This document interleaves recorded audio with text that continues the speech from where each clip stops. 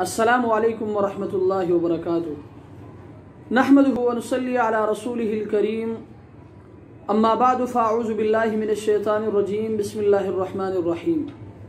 الحمدللہ آج قسط نمبر 230 میں آپ کے مسائل اور ان کے حل کے ساتھ ایک مرتبہ پھر میں آپ کے درمیان مسئلہ نمبر 1، سعودی عرب سے بھائی داؤد اعظم صاحب، بھائی عنایت اللہ صاحب اور بھی بہت سارے ساتھیوں نے یہ سوال پوچھا ہے کہ ہندوؤں کے تہوار دیوالی کی مٹھائی کھانا کیسا ہے؟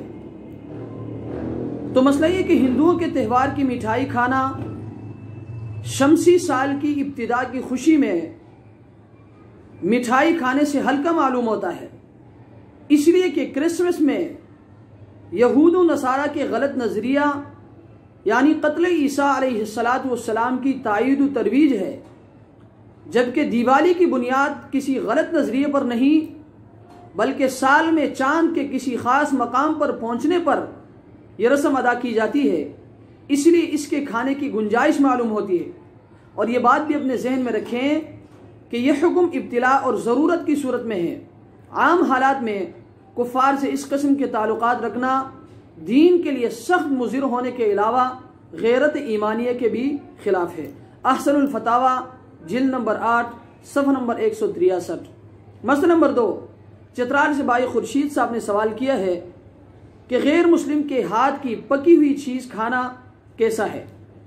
تو مسئلہ یہ کہ غیر مسلم کے ہاتھ کی پکی ہوئی چیز کھانا جائز ہے بشرطے کہ اس کے ہاتھ پاک اور صاف ہو۔ فتاوی عالمگیری جلد نمبر 5 صفحہ نمبر 347۔ ان کا دوسرا سوال یہ ہے کہ غیر مسلم کا ہدیہ قبول کرنا کیسا ہے؟ تو مسئلہ یہ کہ غیر مسلم کا ہدیہ قبول کرنا جائز ہے بشرطے کہ ناپاک نہ ہو۔ فتاوی عالمگیری جلد نمبر 4 صفحہ نمبر 405۔ ان کا تیسرا سوال یہ ہے کہ غیر مسلم کو مسلمانوں کے قبرستان میں دفن کرنا کیسا ہے؟ تو مسئلہ یہ کہ غیر مسلم کو مسلمانوں کے قبرستان میں دفن کرنا جائز نہیں ہے۔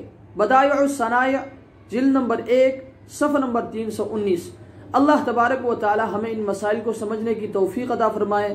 وآخر دعوانا ان الحمد للہ رب العالمین۔